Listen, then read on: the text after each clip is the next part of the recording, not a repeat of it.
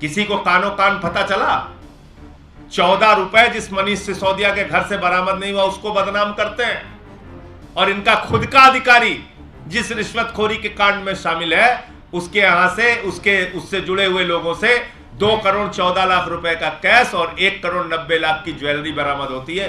कहीं गड्डी बना के दिखाया नोटों का, ईडी जैसे लिखते हैं। और माननीय सर्वोच्च न्यायालय भी इस घटना का संज्ञान जरूर लेगा।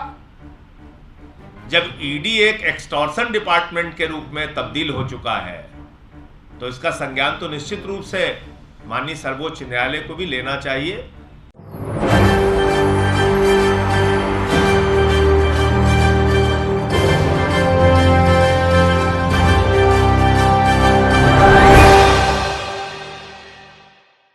नमस्कार, SPN9 न्यूज में आपका स्वागत है। मैं नाज़मीन खान। क्या अब सुप्रीम कोर्ट में ईडी अधिकारी यहां पर सच उगलते हुए दिखाई देंगे? ये जिस तरीके से संजय सिंह ने एक एक करके सबकी क्लास लगा दी है, उसके बाद तो यहाँ पर ईडी अधिकारी दिल्ली में फटक भी नहीं सकते हैं। ऐसे में देखा जाए तो यहाँ पर किसी पर आंख उठा कर भी नहीं देख सकते हैं, क्योंकि यहाँ पर जिस तरीके से आम आदमी पार्टी के खिलाफ शिकंजा कसने के लिए मनीष दुबे के खिलाफ यहाँ पर जांच बैठाई गई, घंटों की पूछताछ की गई, संजय सिंह के खिलाफ झूठा चार्जशीट में नाम दाखिल किया गया, आम आदमी पार्टी के मुखिया दिल्ली के मुख्यमंत्री अरविंद केजरीवाल के साथ 9 घंटों की पूछताछ की गई। ऐसे में अब जब ईडी अधिकारियों के खुलासे होते हैं कि जब यहाँ पर सीबीआई खुद इन ईडी अधिकारियों का भांडाफोड़ कर देती है, तब इन ईडी अधिकारियों की बोलती बंद हो जाती है। अब इसी बात का खुलासा करते हुए यहाँ पर संजय सिंह दिखाई दे रहे हैं। क्या कुछ कह रहे हैं, देखिए जरा। पिछले 1 साल से एक तथाकथित शराब घोटाले की जांच ईडी और सीबीआई के द्वारा की जा रही है। एक मनगढ़ंत घोटाला, एक काल्पनिक घोटाला, जो घोटाला हुआ नहीं उसकी जांच चल रही है। जांच पे जांच चल रही है, फिर जांच चल रही है, फिर जांच पे जांच चल रही है 1 साल से। और बार बार ईडी अपनी स्टेटमेंट चेंज करती है। कभी कहती है 100 करोड़ का घोटाला हो गया, कभी कहती है 1000 करोड़ का घोटाला हो गया। मैंने कई बार प्रेस कॉन्फ्रेंस करके ईडी के चेहरे को बेनकाब करने का काम आपके सामने किया है। मैंने बताया कि किस तरीके से चंदन रेड्डी के कान के पर्दे फाड़ के उसको मारपीट करके उसका स्टेटमेंट लिया गया। मैंने बताया कि कैसे एक व्यक्ति को धमकाया गया कि तुम्हारी बेटी कॉलेज कैसे जाएगी, हम देखेंगे। मैंने पहले भी बताया कि कैसे ईडी ने झूठा बेबुनियाद आरोप लगा के सारे फोन अपने पास रख के यह कहा कि मनीष सिसोदिया ने फोन तोड़ दिया, फोन तोड़ दिया, फोन तोड़ दिया।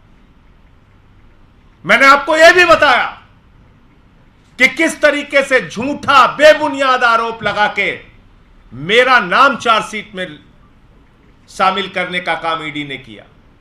और जब मैंने ईडी को नोटिस दिया तो बोले साहब गलती हो गई, लिखना था राहुल सिंह, लिख दिया संजय सिंह। इसका मतलब वो तमाम घटनाएं जो थीं वो पूरी तरीके से सच थी। ये बात साबित होती है कल की घटना से। कल जो कुछ हुआ उसने पूरे हिंदुस्तान को, पूरे देश के लोगों को हैरान करके रख दिया। नरेंद्र मोदी जी की सबसे प्रिय संस्था ईडी, जिसको अपने साथ लेके हाथ में हाथ मिला के मोदी जी कहते हैं यह ईडी है, इसके जरिए हम भ्रष्टाचार खत्म करेंगे, यह ईडी है, इसके जरिए भ्रष्टाचार खत्म करेंगे। वो ईडी एक्सटॉर्शन डिपार्टमेंट बन गई है। Extortion department. ईडी नहीं है, ईडी एक्सटॉर्शन डिपार्टमेंट है।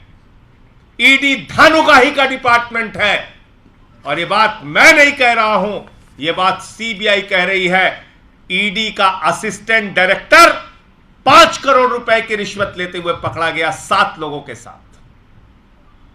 7 लोगों के साथ। 5 करोड़ की रिश्वत। किस मामले में? दिल्ली शराब के तथाकथित घोटाले के मामले में एक आरोपी को बचाने के नाम पे 5 करोड़ रुपए की रिश्वत एक आरोपी के बाप से ली गई, अमनदीप ढल के बाप से ली गई। यह एक्सटॉर्शन डिपार्टमेंट की हकीकत है। यही कर रहा है ईडी पिछले 1 साल से। इस घोटाले की जांच के नाम पर, इस तथाकथित घोटाले की जांच के नाम पे कभी मनीष सिसोदिया को गिरफ्तार किया जाता है, कभी किसी को गिरफ्तार करके जेल में डाला जाता है, और हर दिन झूठी खबरें। कभी कहा फोन तोड़ दिया, कभी कहा 54 करोड़ की संपत्ति बरामद हुई, कभी यह स्टोरी, कभी वो स्टोरी। और पूरे देश में यह सिलसिला मोदी जी के आने के बाद चला रखा है ईडी ने। पिछले 9 वर्षों में 3000 केसेस ईडी ने, 3000 छापेमारी ईडी ने की, और मात्र 23 लोगों पर आरोप सिद्ध कर पाए। 0.5% ईडी का कन्विक्शन रेट है। यह ईडी किस लिए बना है भाई? नरेंद्र मोदी जी, आपने एक्सटॉर्शन डिपार्टमेंट किस लिए बना रखा है? महाराष्ट्र में विधायक तोड़ने के लिए, कर्नाटक में विधायक तोड़ने के लिए, मध्य प्रदेश में विधायक तोड़ने के लिए, गोवा में विधायक तोड़ने के लिए, उत्तराखंड में विधायक तोड़ने के लिए, अरुणाचल में विधायक तोड़ने के लिए, दिल्ली में विधायक तोड़ने के लिए, पंजाब में विधायक तोड़ने के लिए, पूरे देश में विधायकों को तोड़ने के लिए एक्सटॉर्शन डिपार्टमेंट ये बना रखा है।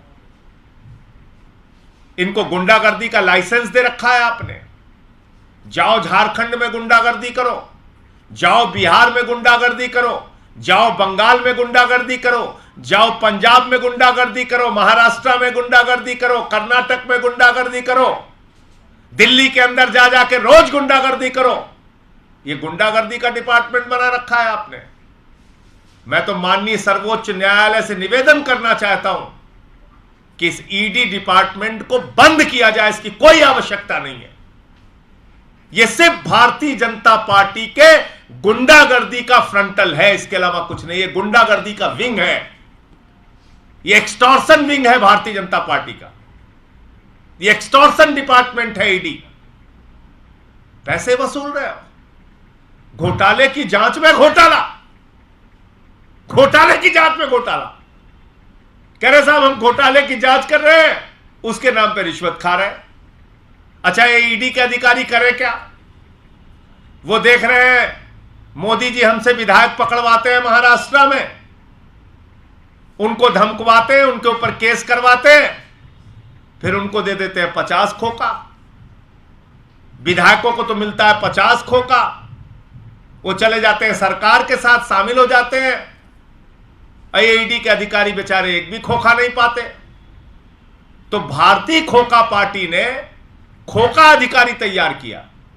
बोले खोखा खोखा तुम भी करो, जैसे वहां पे खोखा हम कर रहे हैं, यहां पे खोखा तुम करो। तो 5 खोखा का मामला है ये। 5 खोखा किसने लिया है? ईडी के असिस्टेंट डायरेक्टर ने दिल्ली के तथाकथित शराब घोटाले के मामले में, जो एक काल्पनिक मनगढ़ंत घोटाला है, उसमें एक आरोपी को बचाने के नाम पर 5 करोड़ रुपए की 5 खोखा की रिश्वत ली। और मेरा सीधा आरोप है कि ये एक्सटॉर्शन डिपार्टमेंट जो पैसे की वसूली करता है, इसका हिस्सा भारतीय जनता पार्टी के नेताओं को भी पहुंचता है। इसकी भी जांच होनी चाहिए। और ये क्या 5 करोड़ रुपए अकेले ये असिस्टेंट डायरेक्टर खा रहा था? ये पैसा किसको किसको गया? ईडी के किन किन अधिकारियों का इसमें हिस्सा है? इसकी पूरी जांच होनी चाहिए और वो सारे के सारे अधिकारी जेल के अंदर होने चाहिए। मैं तो कह रहा हूं ईडी डिपार्टमेंट जो एक गुंडागर्दी का विंग बनाया है भारतीय जनता पार्टी और नरेंद्र मोदी ने, इस पर तुरंत और तत्काल रोक लगनी चाहिए। यह डिपार्टमेंट बंद होना चाहिए। यह खतरनाक डिपार्टमेंट देश के अंदर पैदा हो गया है। जिनको सरकारी लाइसेंस है गुंडागर्दी करने का, जिनको सरकारी लाइसेंस है एक्सटॉर्शन करने का, ये तो एक मामला खुला। इनका काम करने का तरीका क्या है?